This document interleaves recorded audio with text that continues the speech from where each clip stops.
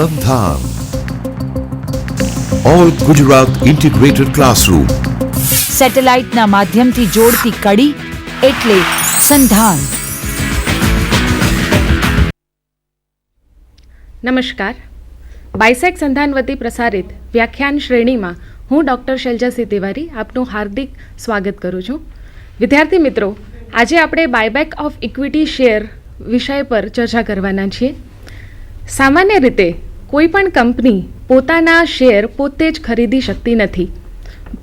જો એ એવું કરે તો એ પોતાની શેર મૂડી ઘટાડી રહી છે એવું માનવામાં આવે અને કંપની ધારાની જોગવાઈ પ્રમાણે અદાલતની મંજૂરી વગર આવા પ્રકારના શેર્સ ખરીદી શકાતા નથી અને આવી રીતે શેર મૂડી ઘટાડી શકાતી નથી.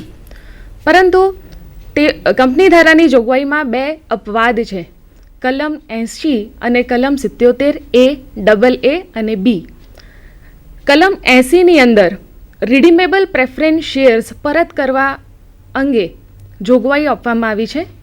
રિડીમેબલ પ્રેફરન્સ શેર્સના નાણાં પરત કરવા અંગે દાર્શનિક કિંમતથી અથવા પ્રીમિયમથી આ નાણાં પરત કરી શકાય છે અને આ જોગવાઈઓની અંદર મુક્ત અનામતો દ્વારા અથવા નવા શેર કે ડિબેન્ચર બહાર પાડીને પણ રિડીમેબલ પ્રેફરન્સ શેર્સના નાણાં પરત કરી શકાય છે. આ બધી જ કાર્યવિધિ કલમ 80ની અંદર આપવામાં આવેલ છે. કલમ 77A, AA અને 77Bની અંદર કંપની પોતાના શેર પાછા ખરીદી શકે એવી જોગવાઈઓ આપેલ છે. એ જોગવાઈઓને આધીન કંપની પોતાના શેર કઈ રીતે ખરીદી શકે છે, કેટલા ખરીદી શકે છે અને કઈ કિંમતે ખરીદી શકે છે એની ચર્ચા વિચારણા કરવામાં આવી છે. કંપની ધારામાં સુધારા માટે નિમાયેલ કર્મચારી જૂથે પોતાનો અહેવાલ ફેબ્રુઆરી 97માં મધ્યસ્થ સરકારને સોંપેલો હતો. આ અહેવાલની અંદર કાર્યકારી જૂથે એવું જણાવ્યું હતું કે જો કંપની પોતાના શેર પાછા ખરીદી શકે તો એને અમુક ફાયદા થતા હોય છે. તેણે આ અહેવાલની અંદર ઇંગ્લેન્ડની બેંક ઓફ ઇંગ્લેન્ડે કરેલા બાયબેકની આખી ફાયદા એને કઈ રીતે ફાયદો થયો છે એની પોતાની આખી રીત એમાં એ અહેવાલમાં સામેલ કરેલી હતી. તો 97માં આ અહેવાલ આપવામાં આવ્યો અને કંપની ધારામાં 1999માં અમુક સુધારા કર્યા પછી કલમ 77A, AA અને B સામેલ કરવામાં આવ્યા. હવે આપણે ચર્ચા કરીશું કે બાયબેક ઓફ ઇક્વિટી શેર જો કરવામાં આવે તો એનાથી શું ફાયદા થતા હોય છે. ફાયદા નંબર 1, જો બાયબેક કરવામાં આવે તો કંપની પોતાની વધારાની રોકડ શેર હોલ્ડરોને પરત કરી શકે છે. બીજો ફાયદો એ છે કે કંપની આ રીતે બાયબેક કરીને પોતાના શેરના મૂલ્યમાં વધારો કરી શકે છે. ત્રીજો ફાયદો, જો કામચલાઉ મંદીના સમયમાં કંપનીને પોતાના શેરના ભાવો ટકાવી રાખવા હોય તો પણ એ બાયબેક કરી શકે છે. અનિચ્છનીય ટેકઓવરના પ્રયત્નો અટકાવવા માટે પણ બાયબેક કરવું એ ફાયદાકારક છે. લક્ષ્યાંકિત મૂડી માળખું પ્રાપ્ત કરવા અથવા એને ટકાવી રાખવા માટે પણ બાયબેક ઓફ ઇક્વિટી શેર કરવું જોઈએ.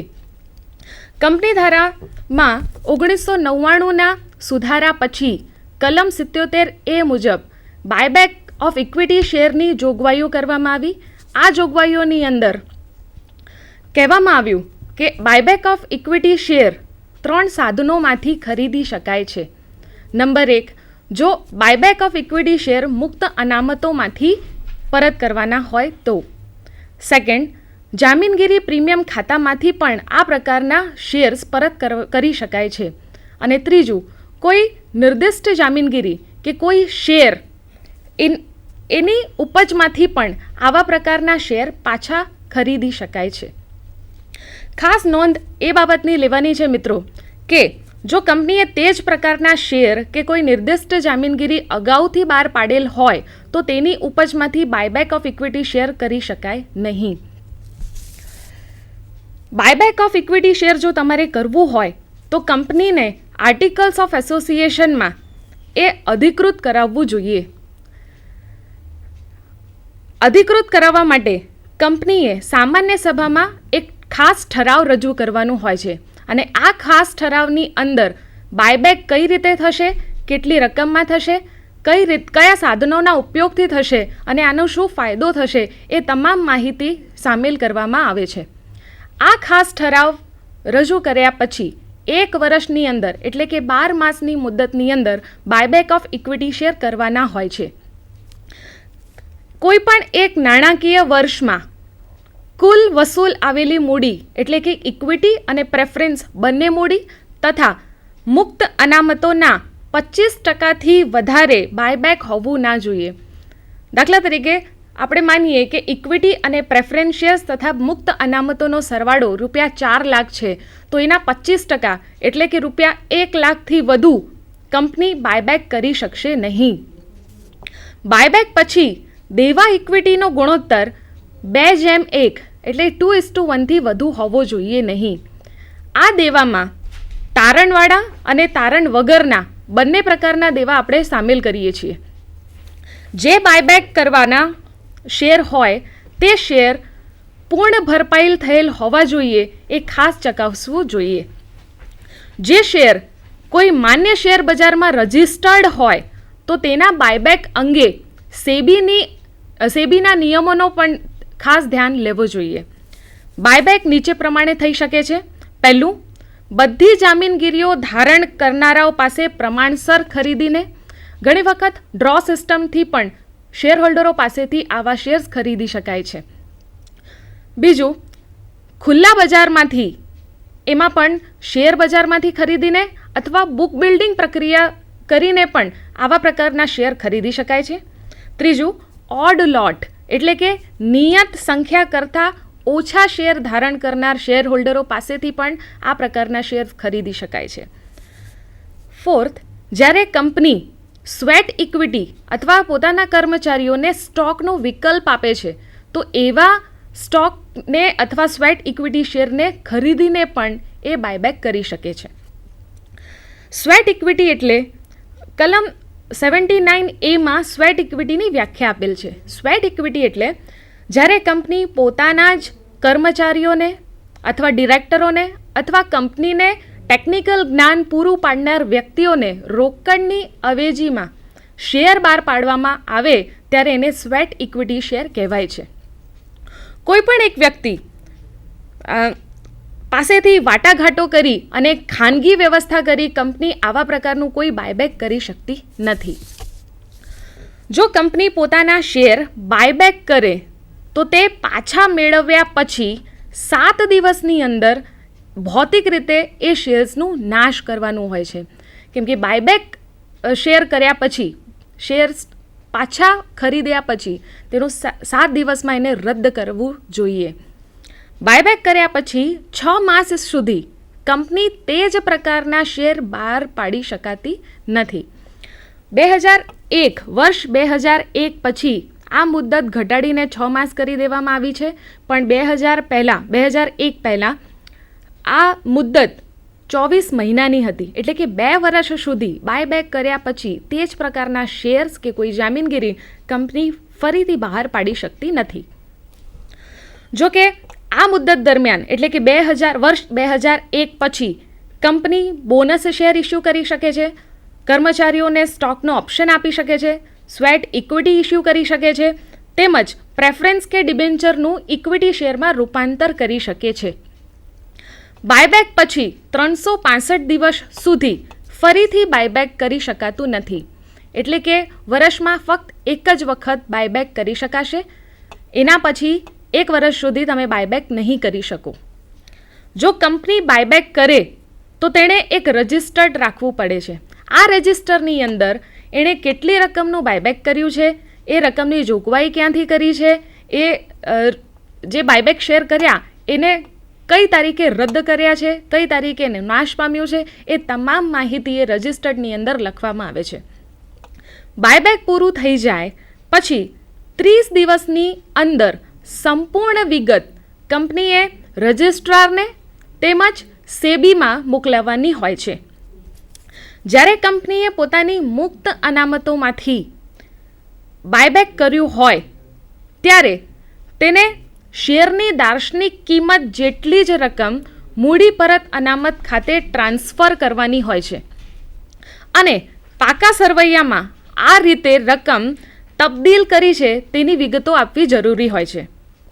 કલમ 77(b) જણાવ્યું છે કે કંપની ગૌણ કંપની દ્વારા કે કોઈ ઇન્વેસ્ટમેન્ટ કંપની દ્વારા બાયબેક કરી શકશે નહીં.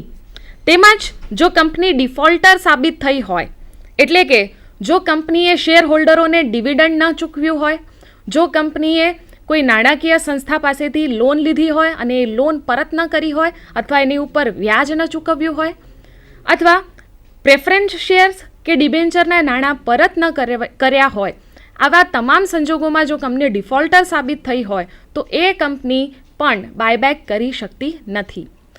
હવે વિદ્યાર્થી મિત્રો, આ જેટલી પણ તમામ માહિતી મેં આપને જણાવી છે એની વિસ્તૃત ચર્ચા આપણે કરીશું અને એના માટે આપની ટીવી સ્ક્રીન ઉપર જોઈ શકો છો. બાયબેક ઓફ ઇક્વિટી શેર્સ માટે અમુક જોગવાઈઓ આપવામાં આવેલ છે. સૌથી પહેલાં બાયબેક ઓફ ઇક્વિટી શેર આ એક પ્રક્રિયા છે જે મૂડી માળખું તૈયાર કરે છે. એટલે કે કેપિટલ રિસ્ટ્રક્ચરિંગની પ્રક્રિયા માટે બાયબેક ઓફ ઇક્વિટી શેર કરાય છે. Second, it's a financial strategy which allows company buy to its equity shares issued earlier. એટલે કે જ્યારે આ એક ફાઇનાન્શિયલ સ્ટ્રેટેજી છે જે કંપનીને મંજૂરી આપે છે કે એણે જે અગાઉ ઇક્વિટી શેર બહાર પાડેલા છે એ એને પોતે ખરીદી શકે. A company can buy back its shares by obtaining permission of the Company Law Board under the provisions of Companies Act 1956, Section 77A, 77AA and 77B with an effect from 31st October 1998.